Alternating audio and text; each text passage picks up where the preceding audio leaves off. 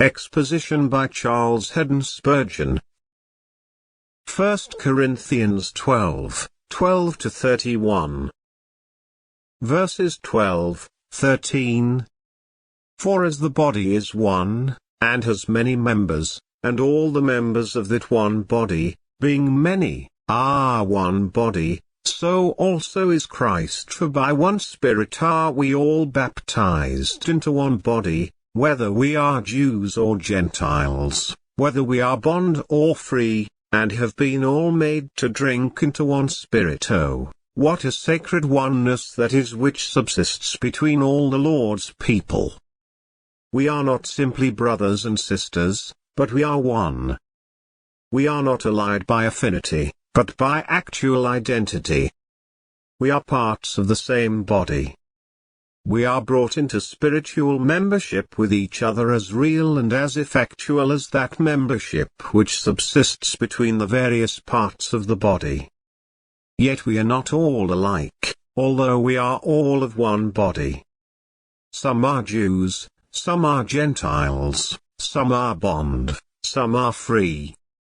And yet, in some things, we are all alike, for we have all been baptized by one Spirit. And, moreover, we have all been made to drink into one Spirit. We have had one spiritual baptism, and we have had one spiritual drinking.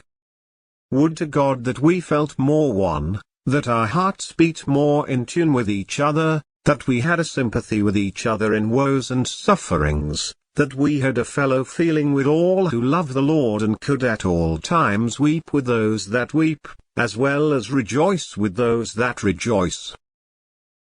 14, 15. For the body is not one member, but many.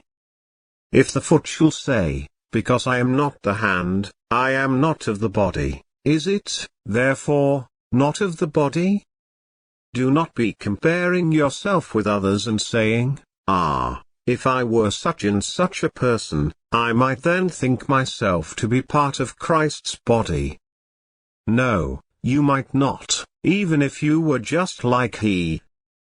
As there are only certain members of a sort in a man's body, so, by a parity of reasoning, there would not be more than a certain number of members alike in the mystical body. We do not imagine that there will be many members of this body, the church, of one class, or of one character, so that, if you are different from others, you are fulfilling a different office in the body. You may, from that fact, draw an inference of comfort rather than one of sorrow and despondency.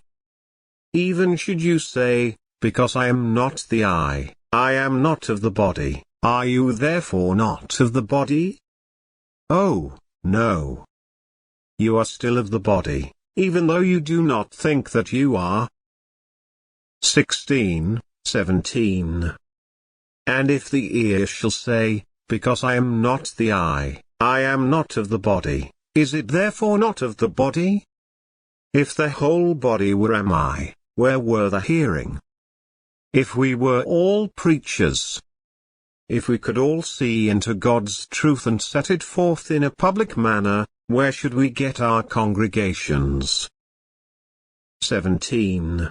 If the whole were hearing, where were the smelling? There must be different members to fill different offices.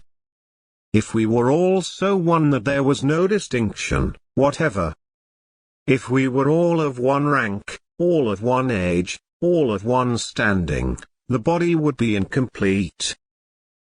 18-21. But now has God set the members, every one of them, in the body, as it has pleased him. And if they were all one member, where were the body? But now are they many members, yet but one body. And the eye cannot say unto the hand, I have no need of you, nor again the head to the feet, I have no need of you. Brothers and sisters, you sometimes think there are some belonging to the church whom we could well spare. But there is not one superfluous member in the whole body. If they are truly united to Christ, They have all their offices, all their places. There is not a poor old woman who has not been able to get up to the house of prayer for several years, who is not of some use to the church, for she lies upon her bed and she intercedes with God. There is not a member of the church so humble, so illiterate, so uninstructed, that he or she may not be of essential service to the whole body.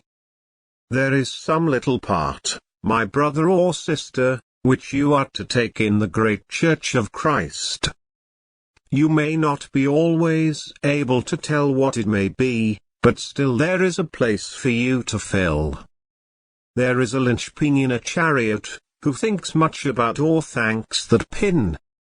Indeed, it is so very small and insignificant, who would imagine it is necessary to the locomotion or speed?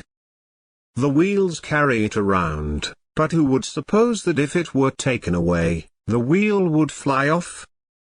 Perhaps you are like one of these little linchpins which keep the wheel right. You may not know what use you are, but, possibly, you prevent someone else from turning aside. Let us each keep in our station, endeavoring, God helping us, to exert the influence which He has given us. 22 to 24. No, much more, those members of the body which seem to be more feeble, are necessary, and those members of the body which we think to be less honorable, upon these we bestow more abundant honor, and our uncomely parts have more abundant comeliness.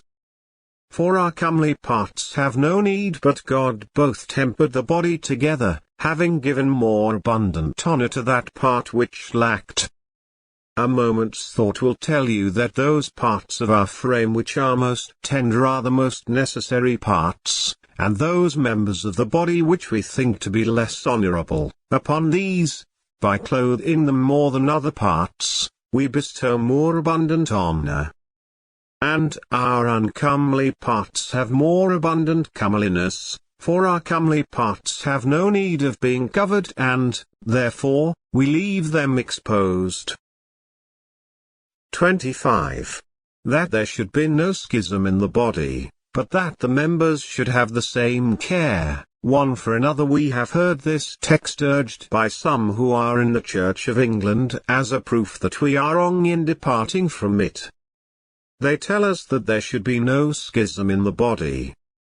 We beg to tell them that there is no schism in the body that we know of. We do not belong to their body, and, therefore, we make no schism in that body. We are quite clear of them.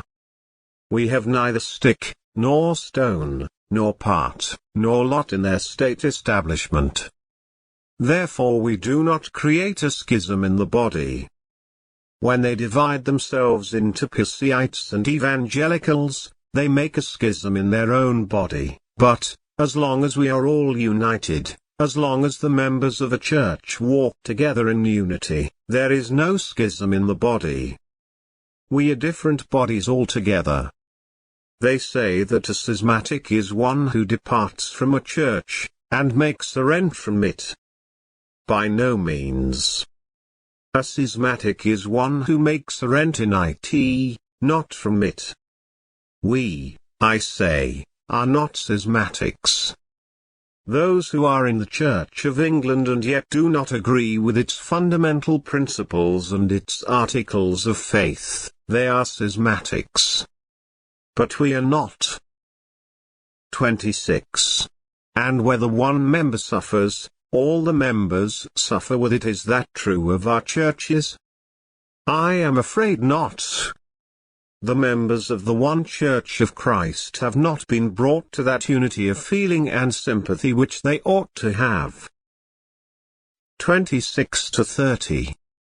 Or one member is honored, all the members rejoice with it. Now you are the body of Christ and members in particular, and God has set some in the church, first apostles, secondarily prophets, thirdly teachers, after that miracles, then gifts of healings, helps, governments, diversities of tongues.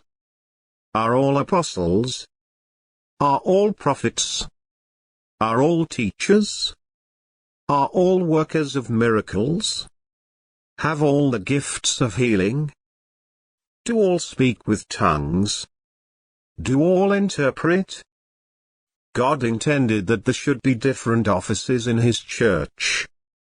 Let us look on each other as being different and yet united in the common faith of Christ. 3 liters. But covet earnestly the best gifts. I would not wish you, brothers, to repress your aspirations after these blessings. I am most anxious that you should earnestly desire and seek to possess a large share of all these spiritual endowments. 31.